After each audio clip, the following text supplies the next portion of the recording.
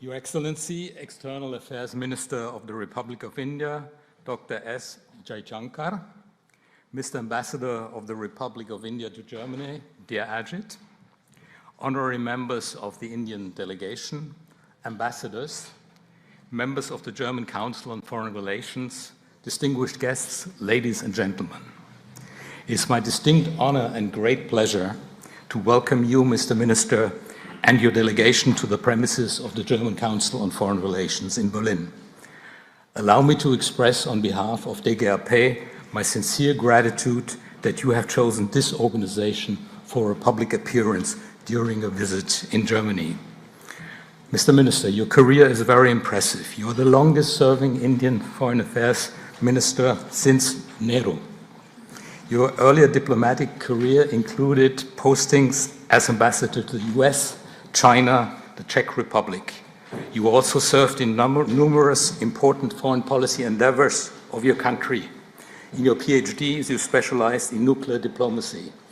Very impressive, and you are, which should be mentioned here, a prolific writer as well.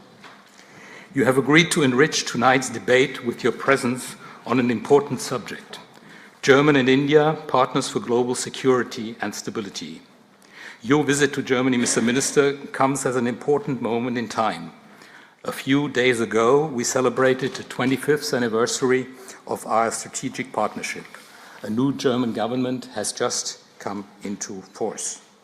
The visit takes place against the backdrop of momentous changes in the world order, which force our countries and peoples to adapt fast to new political, economic, and social realities. If we do this right, Germany and India are indeed not only transactional partners, but can also drive changes together. Together we can contribute to a certain security and stability in a tough, unpredictable, and turbulent world, as you say yourself in your recent book. We are very interested to learn from you, Mr. Minister, how you judge the present situation and how Germany and India can address together the challenges that lie ahead of us. After your short keynote, the director of our Center for Climate and Foreign Policy, Kira Finke, and the director of our Center for Geopolitics, Geoeconomics and Technology, Dr. Claudia Schmucke, will conduct a podium discussion with you on some of the important issues of the day. After that, the floor will be open to questions from the audience. After the end of the formal part, we invite those of you present on site to a light reception in the hallway. Allow me to use this opportunity to thank our friends from the Indian Embassy for the excellent cooperation in the preparation of this milestone event. I would also like to thank all collaborators in front and behind the scene for their helping hands in making this important event happen. It was a lot of work, but it is well worth it. Lastly and shortly, the hybrid debate is on the record. It will be transmitted via live stream by the Indian Embassy and later on via our YouTube channel. The idea is to guarantee maximum attention even on a Friday afternoon. Now, without further ado, Mr. Minister, the floor is yours. We invite you to the podium. We are excited to listen to what you have to say. Thank you very much.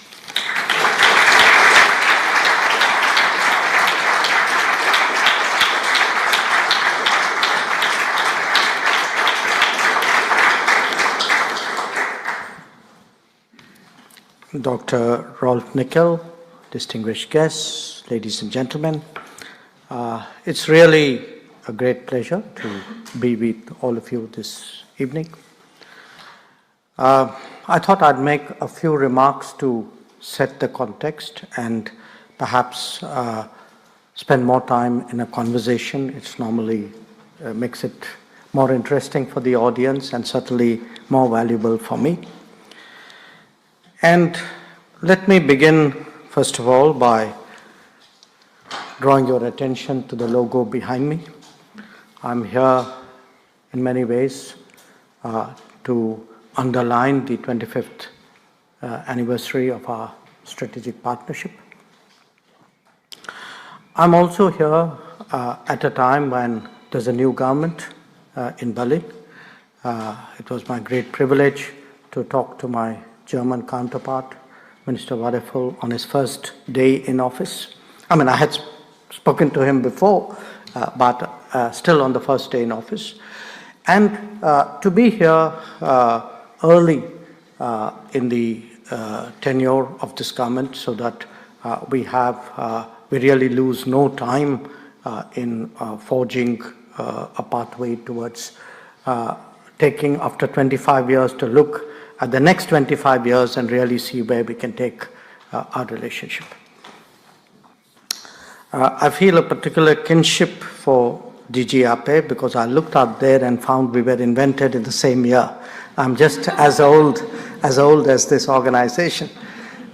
But let me start really with the state of the world, because I think relationships between big countries and between regions must necessarily be shaped by the larger context, the global context, which they see.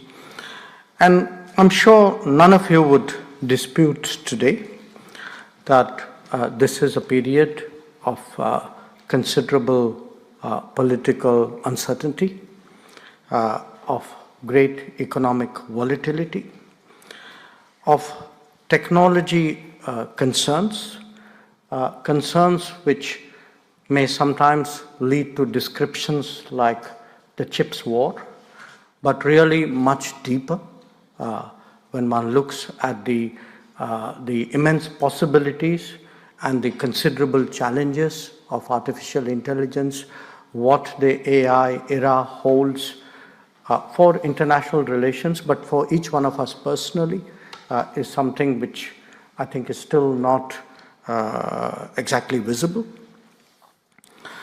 We obviously today are focused not just in terms of production where technology is concerned, but even more so in its deployment and its influence on societies and international relations.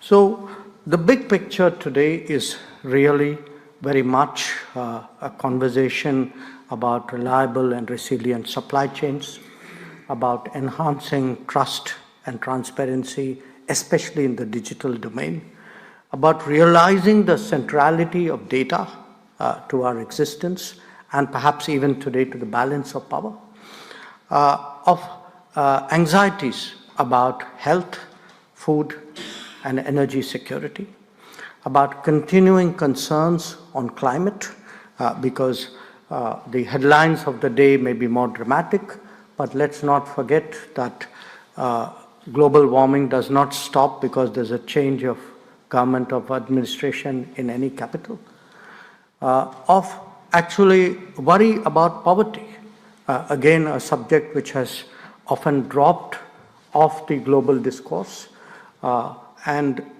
perhaps even a recollection that the damage done by the COVID pandemic is very much there in many parts of the world. So all in all, quite honestly, the global picture that I have to present to you is very challenging, it's very difficult, and for that reason, I would argue that the partnership between India and Germany, and between India and the European Union, of which Germany is the crucial member, the invaluable member, has acquired an importance and a salience much more than it has ever had before. Now, this morning, I arrived here yesterday. I've been reasonably busy since then. I had the honor to call on the Chancellor this morning.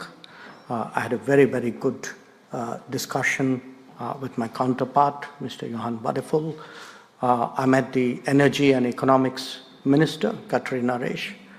I met the Foreign and Security Affairs Advisor, Dr. Sauter. A number of members of Parliament who have been traditionally very, very supportive of the development of our ties. And I'm meeting all of you. So the reason I stress this is at this time, it's important we start thinking, yes, 25 years of strategic partnership, many things have gone well, maybe we have not fully realized the potential of our ties. Possibly in the new context, there is much more that we can do. And that's really the frame of mind with which I have come to Berlin and engaged in the conversations today. So what is it that we can do to upgrade our relations? And I would flag for your attention a set of issues, and I hope we can take it forward in the conversation. Perhaps a good start would be defense and security. We've had sort of an off and on relationship here. There have been times, decades ago, when there were actually active defense ties between us. Then for whatever reason, there've been, there's a certain conservatism about taking it forward. But I have seen that in the last few years, once again, there is a realization in both countries that there is something that we have to offer to each other, and the defense and security of both countries would be very much stronger through our cooperation. And we see this reflected in exercises, in the visits of German ships to the Indo-Pacific and to Indian ports. We see it reflected in enhanced export licensing practices, in discussions whether there can be further technology and equipment collaboration between our countries. And as someone pointed out to me this morning, if you actually look at Germany's defense exports to India, last year saw a very visible pickup. A second area is actually talent and mobility. Talent and mobility because across the world today, there is a mismatch between demand and demographics. So where there is a need for people, those people of that particular skill are not necessarily available.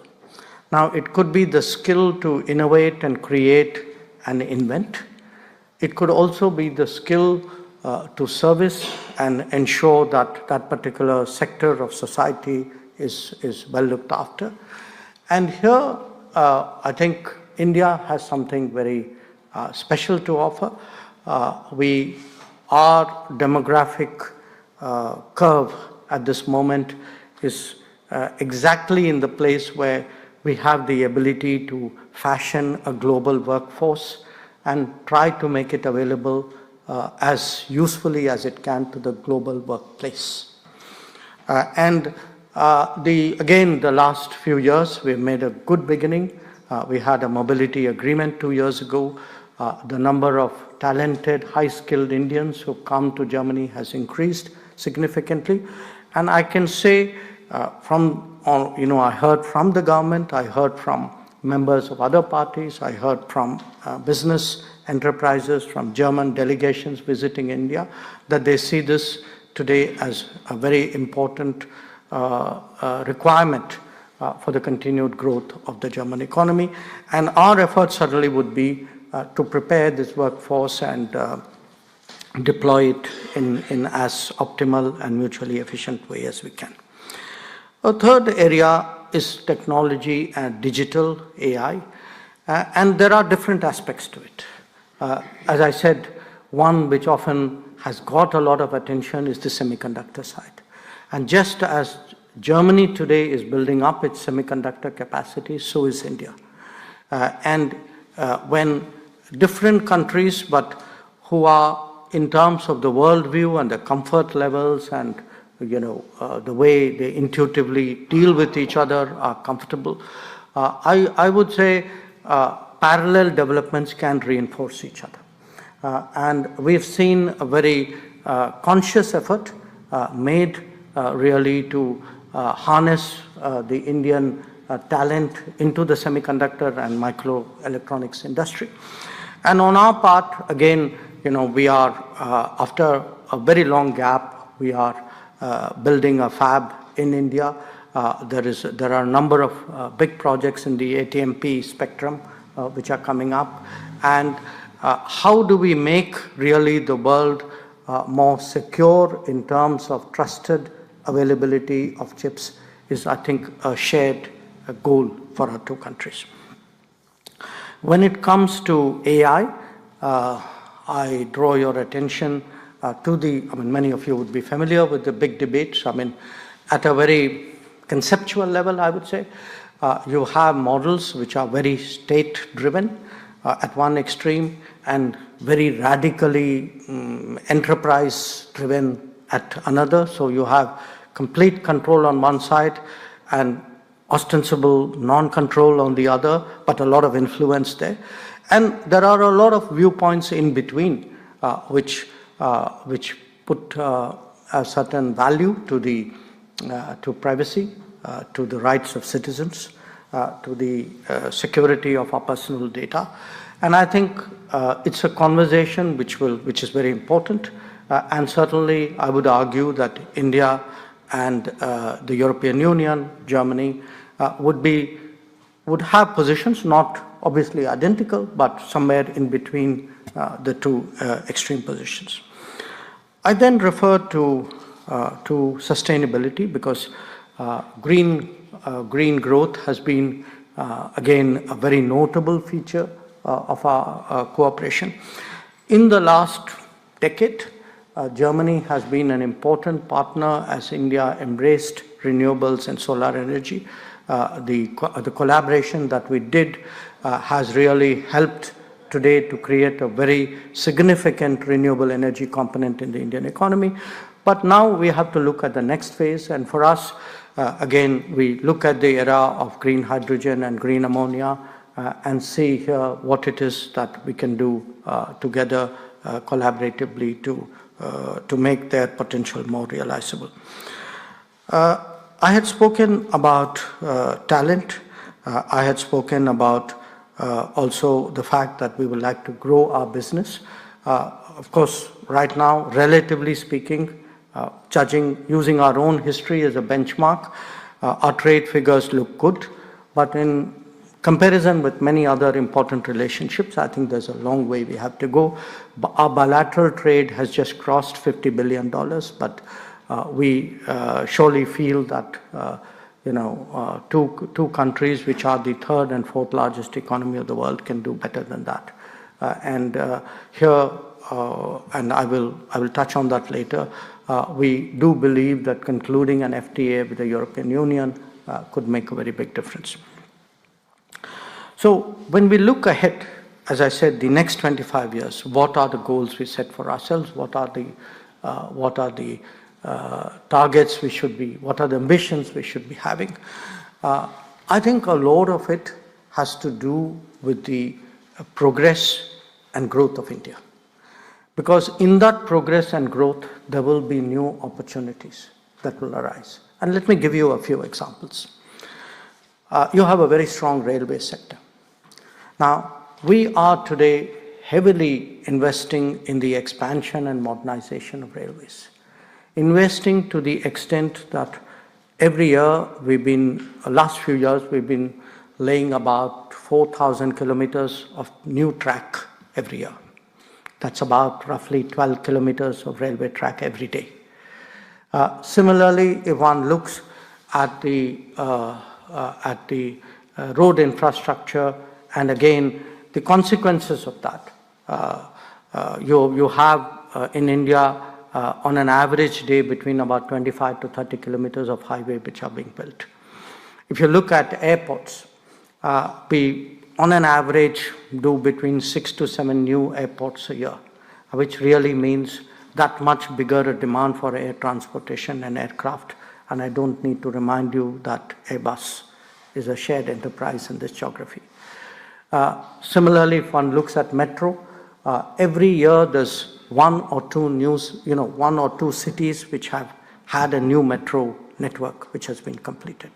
So now I'm using these illustrations to you to underline the rapidity today of change in India, because I know that is historically not our image. And it's not just happening in the hard infrastructure, it's also happening in the soft. In the last decade, we have created approximately 7,000 new colleges. which would be about, on average, 2 new colleges a day. So that will tell you really what is, underway in India. And we think that this offers both new capacities as well as new opportunities for business.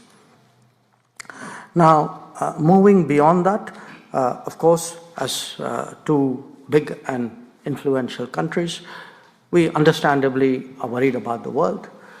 We look at it from the viewpoint of our interests, but we also obviously take into account our values, our expectations of the world, which any country would like to see mirrored on how it is at home.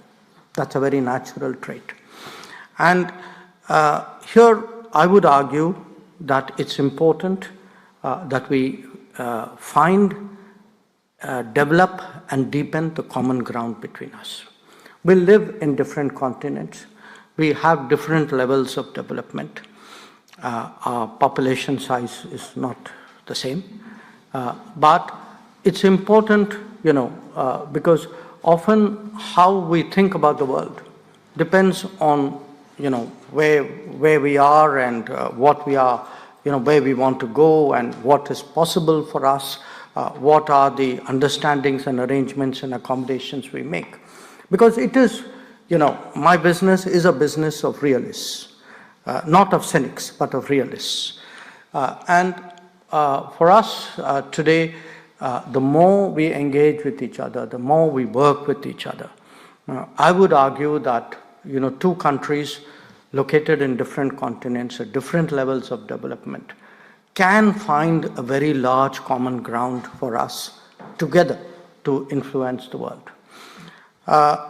And influence the world because, as I said at the beginning, we need more stability in the global order. We need more predictability and more confidence in the economic order. We need really a stronger mutuality in the cultural order. And that is only possible when you make that effort to find common ground. Now, again, I reiterate the issue that, yes, challenges come. Often debates nowadays become very dramatic, so they vary from one posting to another. But the fact is, many perennial issues also continue. So it's important for us to understand terrorism is a very big challenge and a continuing challenge for countries across the world. We have just come out of an experience in that regard on combating terrorism. I'd certainly be happy to talk about it in the question session. Climate action, again, very, very crucial.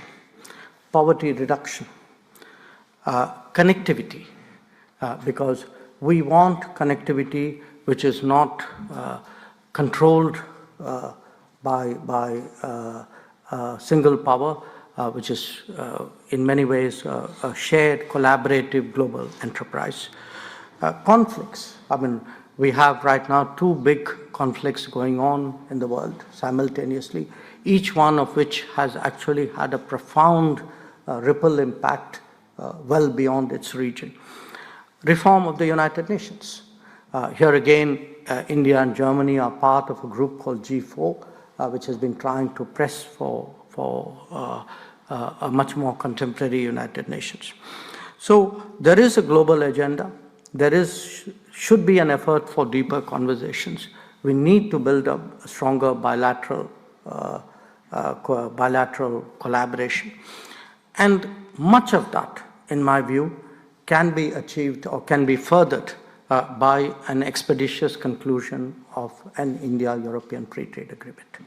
A free trade agreement in today's context, particularly because for the European Union, in many ways it has been a very key pillar of its foreign policy engagements.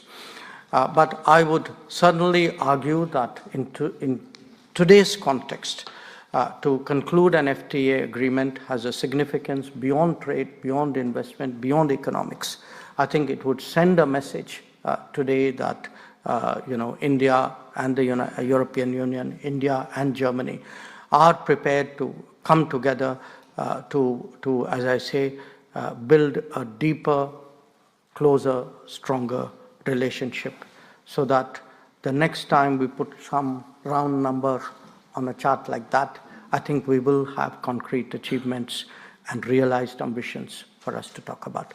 So once again, thank you very much. Thank you for your attention, and I look forward to the session.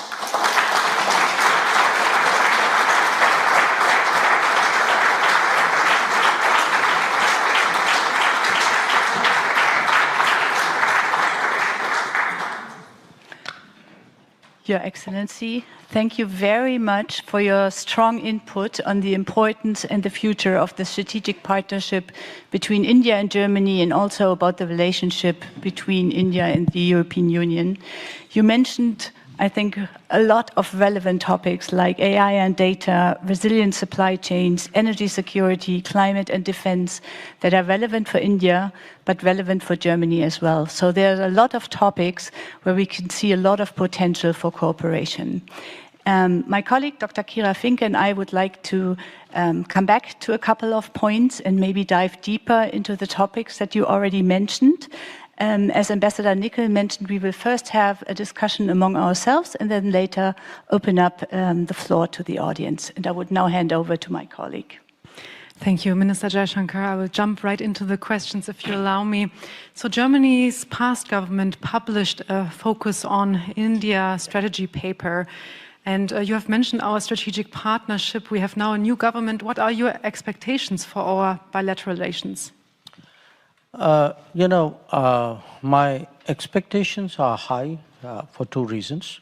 One, I think we are starting on a very sound base. There were two reports, the focus on India, but also one on the talent and skills. I recognize, certainly where India is concerned, that there's a great deal of continuity between the policies of the earlier government and this. But whenever there is a government change, obviously there is a certain enthusiasm and a certain vigor with which any new government comes and pursues a policy.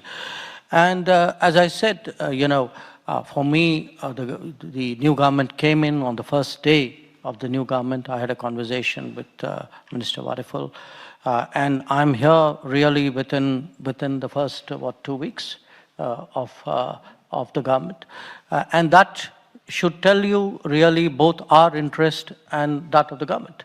So we are, there's a very conscious effort today to first to recognize that we are, I don't want to say we are underperforming, but we could surely do better than we are doing.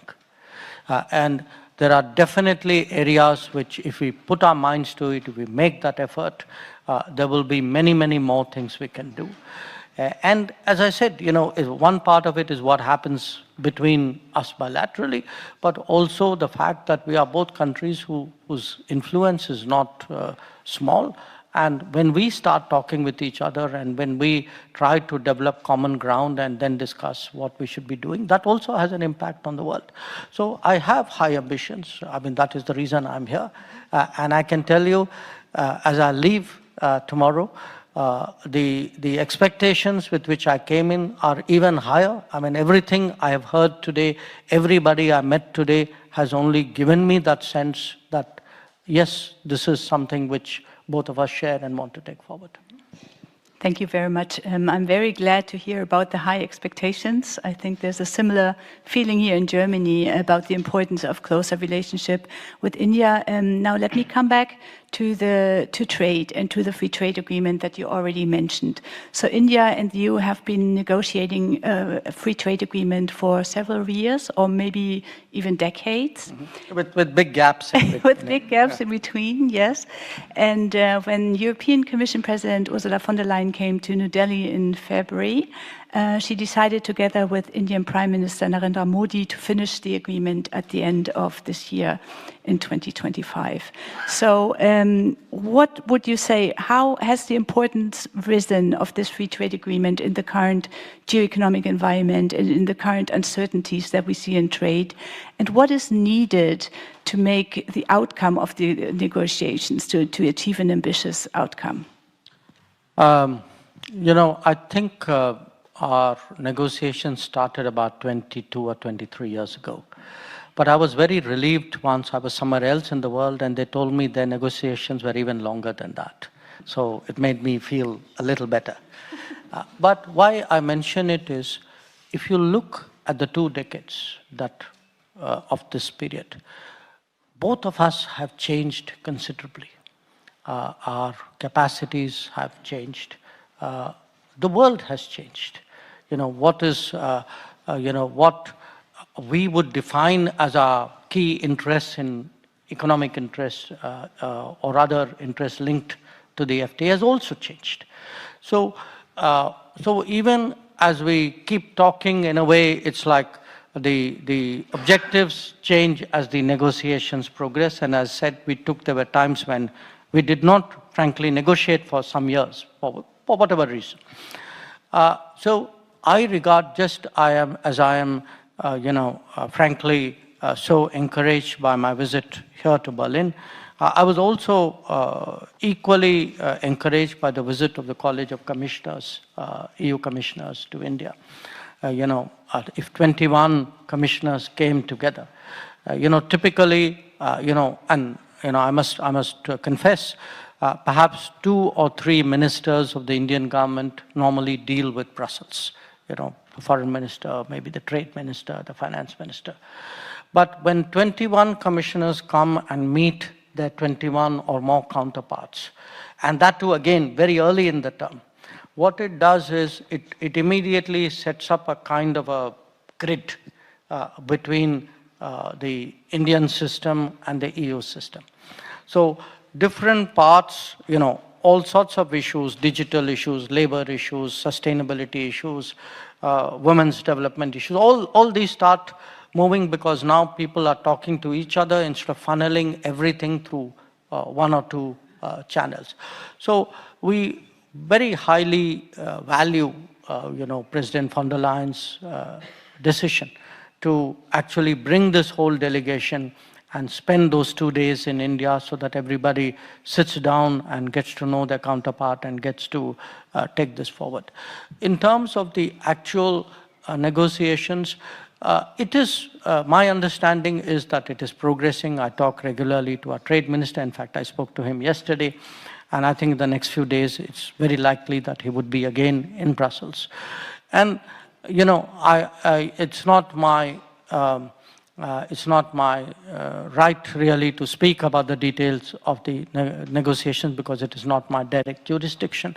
But I can say this as someone in my career who's involved in complex, stretched out negotiations.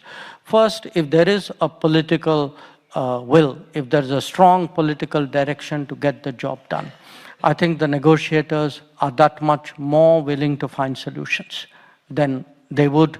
So, they will find a solution rather than do the round and say, okay, when's the next round? Secondly, we have to be, understanding of each other. As I said, think about it. The EU, I think, on average, perhaps has a income per capita which is about 20 times, maybe 17, 18 times that of India. So the levels of development, the size of enterprises, they're very different. Now, any negotiation has to take into account realistically the ability and the constraints and the anxieties and the expectations of the other party. There are things we can do, there are things we can't. And that is often a challenge because, when we do multiple agreements, we tend to transpose one onto the other. If you look at, let us say, agriculture, or you look at dairy, we are a country of very small land holdings. People, when they do animal husbandry, have very small number of cattle. So they understandably have issues when confronted with another economy where the scales are so much bigger and therefore the costs and the efficiencies are very different. So I felt earlier on, because I have myself been now for 11 years been monitoring and sometimes involving myself in these negotiations, I feel there is a much more sympathetic understanding on the EU side about what's possible, what is fair, what is realistic. And I hope if that translates into something also creative in a landing point, I feel it's something which, that will allow us to move forward. Thank you. I want to talk about the issue of climate and development. And India has a net zero emissions goal for 2070, and it has also set out the goal to achieve the developed country status by 2047, 100 years after its independence. How can these goals jointly be achieved, and how could the German-Indo partnership serve green growth? Well, I think in many ways, these are multiple quests. They are autonomous in a way, but they are interlinked, obviously, in a way. And again, these are not linear projections which are made. I think I remember Paris and Glasgow, and I could not have predicted the world today on either occasion. There's been such a unexpected and dramatic turn of to the world economically, politically, in terms of technology, etc. Yes, those are commitments and aspirations and goals. But again, these are realized if you go building block by building block. That's how real things actually happen. They don't happen in a sweeping manner. Let us say, I'm just giving you this as a very handy example. We have one of the largest railways in the world, and as I said, we are expanding it very rapidly. But we have set a net zero target for the railways of 2030. So the more we are able to, let us say, grow greener transportation, so railways and waterways. In fact, it was one of the subjects which we discussed today in our official meetings. What is it that Germany can do? Because these are both areas where you have very deep threats. Our waterways are really it's a very small part of our, minuscule part of our transportation system. Because there is a lot of, attention in terms of power generation. Often, that's the way when you start looking at goals and then you say, okay, so how much of it is fossil fuel based? That's one element of it. But there are so many others, the energy efficiency side, the urban habitation, even the rural practices, the lifestyle in many ways. So I think in each of these, there are contributions which our partners can make. Because for us, when we look at Europe, yes, we know, our histories are different, and there is a lot which is contrasting. But there are lessons, there are learnings from Europe, and there are differences that Europe can make. We have, again, I use solar and wind as examples, that a decade before, people really did not expect this kind of progress and adoption of and deployment of renewable technology as we could. So often advances here have, India is a partner, yes, but India is also a great place to deploy. India is a place where you kind of work and adapt and improve as well, because it's on such a large scale. So I do think both in terms of what we call developed India, as well as a net zero India, there are big contributions which can be made. We have serious ambitions today to ramp up our manufacturing.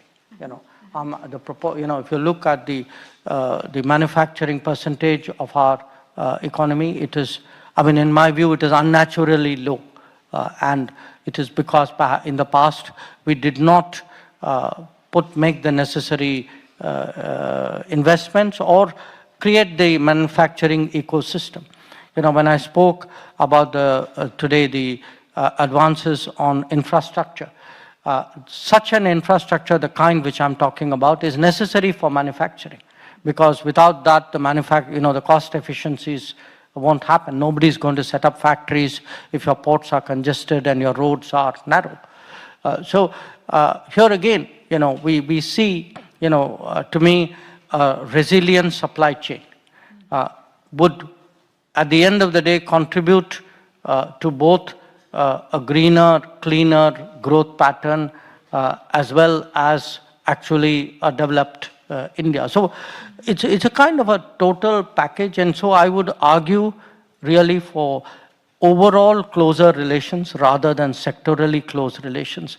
Our vision of a relationship is not just increase the trade numbers.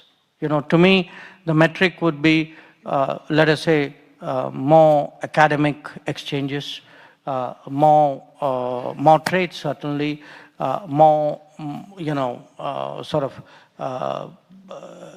interpenetration of our practices, greater sort of flow of our innovation. So it has to be really a larger, deeper relationship.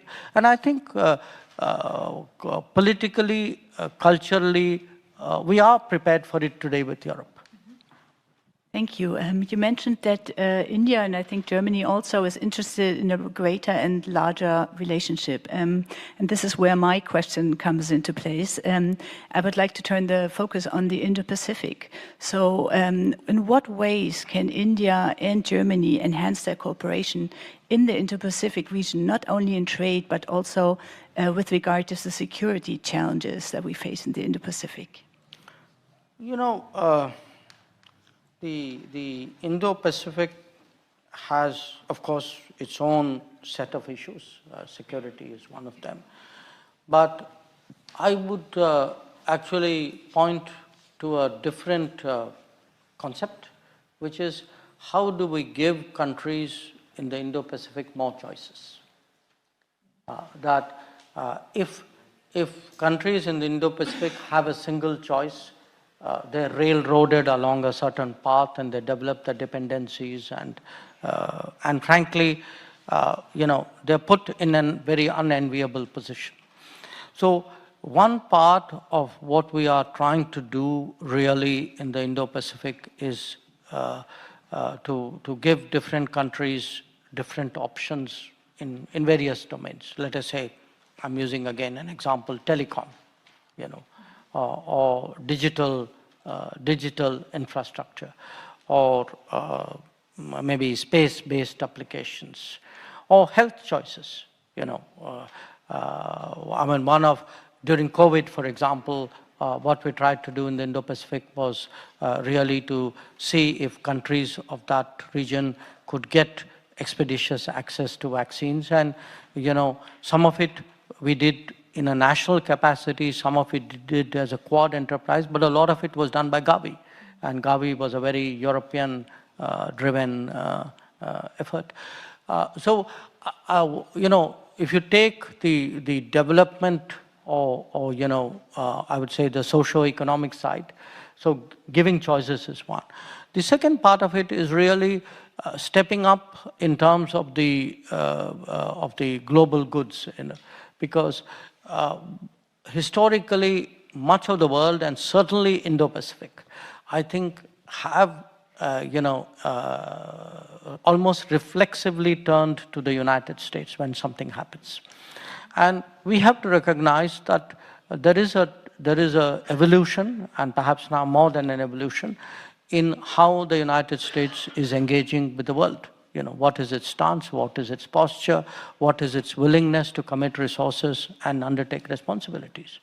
So, in a different context, you use the word burden sharing in this part of the world.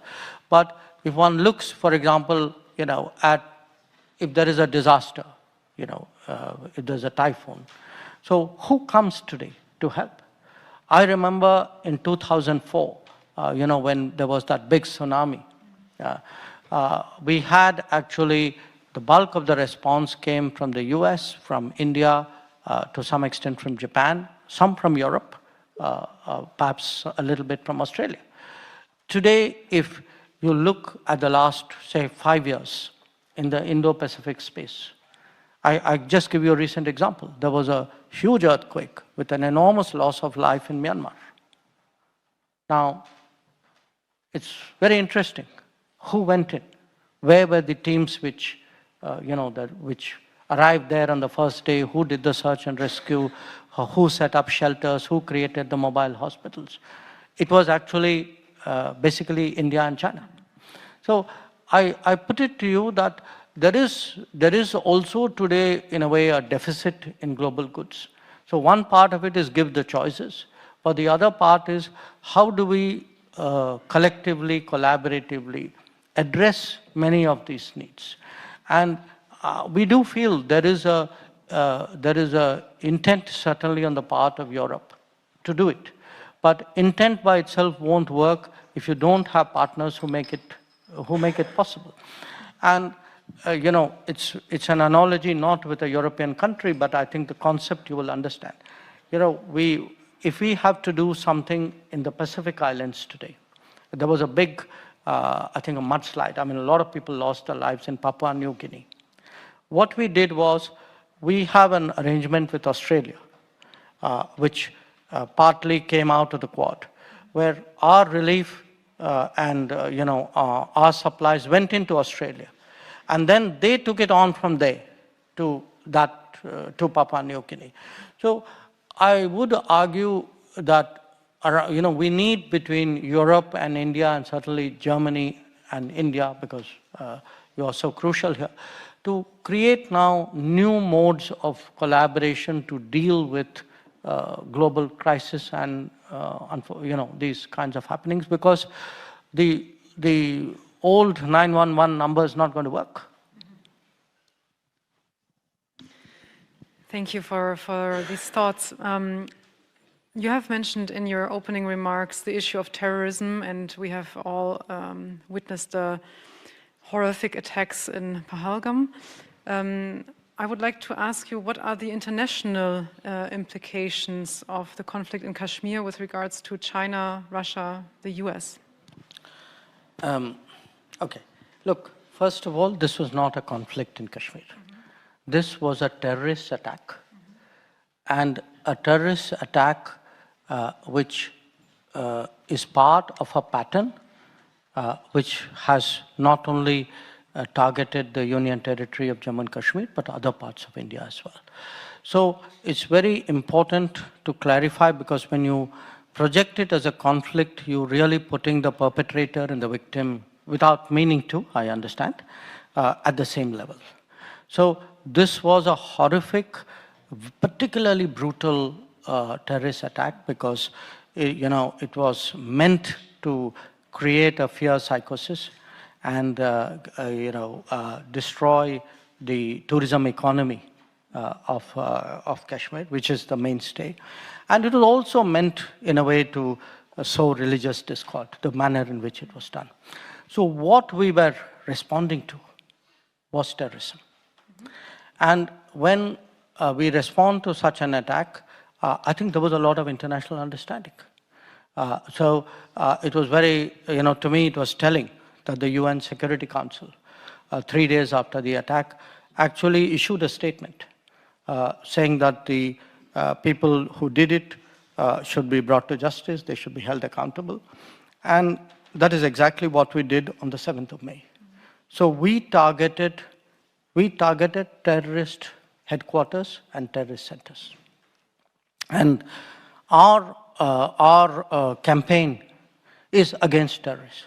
Now, the terrorists in this case happen to be located in the country next door, because that country next door has for many, many years used terrorism as a kind of a tool in its attempts to pressurize us, or call it what you will.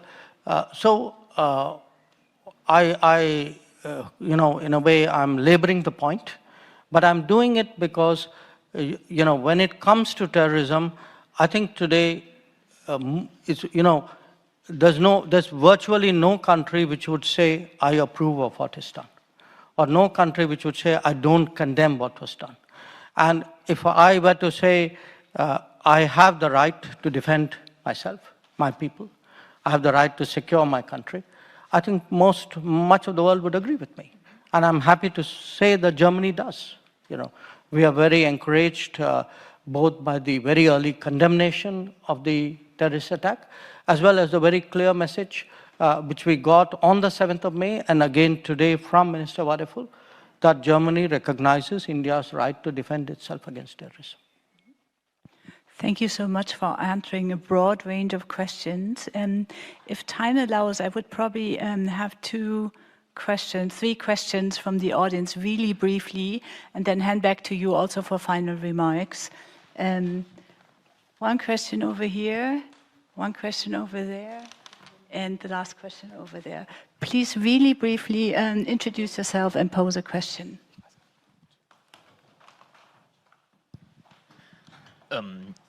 Good evening. Thank you, Mr. Jaishankar, and especially thank you for pointing out technology and mobility as key pillars of the relationship. I'm Jonas Kepsch, and I'm with Bertelsmann India Investment, a venture capital especially dedicated to investments into Indian technology companies. And the one thing standing in the way the most for us to unleash our full potential with our investments in India is actually the issue of bureaucracy on mobility. We have issues getting work visas or internship visas in time, and this is hindering our work in India. So our question is, how can we remove this burden of bureaucracy to unleash the full potential in economic relations between Germany and India? So if I understood you right, the problem is getting work visas for people to work in India. Exactly, yeah. Look, obviously in my job, I often get people who have complaints or various levels of dissatisfaction. I understand it. That's what I'm supposed to address. But it would help me if people are specific. Because if you tell me the bureaucracy needs to be better, no question, I would agree with you too. But if you want to solve the problem, honestly, if you could give us some specifics, I have the ambassador sitting here, I'd be very, very happy to address that, because at the end of the day, it's when you solve people, specific problems, that policy also changes along with it. And so I invite you to give me the specifics. I encourage the ambassador to make sure that our system, in that he keeps reminding me till we solve your problem. But when I do solve your problem, I also would be very happy if you would talk about it to other people. Thank you so much. So I had two more questions that I would like to collect. The gentleman over there. Maybe a microphone. So I'm Dr. Vivek Arunachalam, Professor for Business Innovations. One of the things that you emphasized was actually creating a kind of improving the relationship between India and Germany is something that you emphasized. Do you have an idea of pressing upon, of creating something like a innovation-based think tank, especially bridging between India and Germany, especially because India is now climbing above the value chain, because it's no longer into the low-end innovation. It needs to go to the high-end innovation. And especially Germany is also very strong, especially based on their experience of the industries. So do you believe in creating a kind of a innovation-based think tank which can really support down the exchange of academic councils, industry-specific ideas? So how do you see about this? You're not the first person, in a way, who's brought that up. Somebody else some time ago mentioned something similar. I would say, because there are two ways of changing things. One is to create a model and then hope others will copy the model or use it and then scale it up. That's one way of changing things. The other is create some kind of platform, an enabling platform where institutions or people come together, link, and then do it themselves. my experience is more, biases me towards the second. I would, certainly say there are steps we need to take. I mean, today, for example, I had a very very strong urging to my counterpart minister. I said, look, please do everything you can to increase German language teaching in India. And the reason is there's a huge appetite for learning foreign languages. And learning foreign language, today if you go to engineering colleges, if you go to medical schools, so it's not necessarily a professional language student. People who have a domain speciality are curious about the world, because today's young person is so much more connected to the world because of their connectivity, the smartphone culture. For me, language teaching is probably one way of connecting. But what we need is in different professions or different domains of activities, similar people to find a connection. Prime Minister Modi, for example, has very actively promoted hackathons between countries, because he feels that's a way for young people with a particular bent of mind to actually get to know each other and connect up with each other. With Germany, again, one very positive development we have seen in the last few years is much stronger linkages of academic institutions. Now, here again, we've changed our education policy. We today welcome foreign universities and institutions to come to India. And we are very flexible about how this can be done. So if they want to come and set up a university or an institute, they're welcome. If they want to work collaboratively with an existing one, if they want to do a double degree, if they want to even promote internships, this is one way of collaboration. But I will reflect on your suggestion, because in our mind, there is also, we've been sort of debating, we need more forums, not of a very generalized nature, because if it is too general, people don't take it entirely seriously. There's got to be a degree of specificity about it. Let me talk about it with some of our colleagues who are really more active in that line of work, and perhaps the next time we meet, or you may read about it, maybe I may have something better to report in. Thank you. If time allows, I had one brief last third question. The gentleman over there. And then I would get back to you for final remarks. Good evening, sir. I have a question regarding the diplomacy, because you are the most admired diplomat in the world. So what should the next generation of diplomacy looks like? Or how are your views on the next level of next generation of diplomacy? Because till here we have also evolved to this point, and for sure we will also evolve from here in the next 25, 30 years. So how the nature of diplomacy will evolve? The problem when you ask someone what would be the next generation, that's a nice way of telling them that they are sort of getting extinct.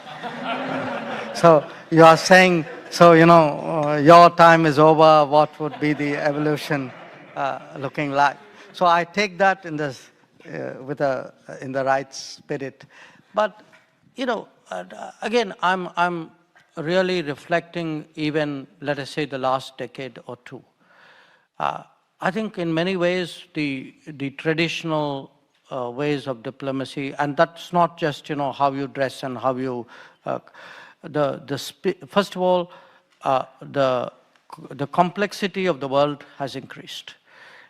The speed at which you have to react is that much faster. So you are really doing more difficult sum at in a shorter time, and the culture of it, do look today how much of diplomacy is conducted through social media.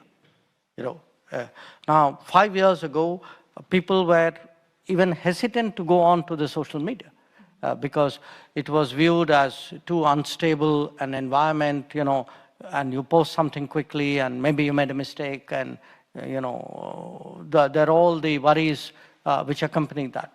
And yet, in the last 5 years, there's been, I mean, almost every foreign ministry in the world today actually primarily communicates using social media.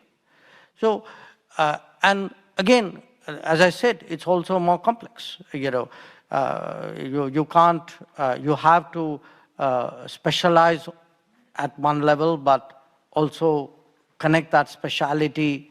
The role of technology, for example, is been growing so fast. It's very difficult for the diplomatic world, not just as a user of technology, but really the policies which and the implications, you know, for global balances of that. So I mean, to me,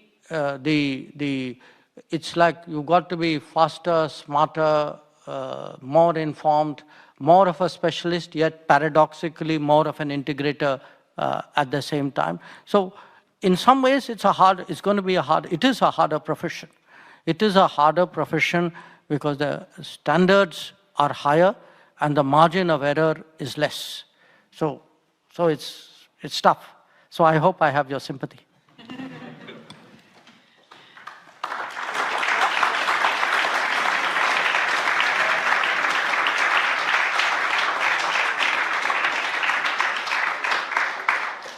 Minister Jaishankar, we are very grateful for your time. It was a very intriguing conversation, and therefore, although you gave us so much time, time was too short.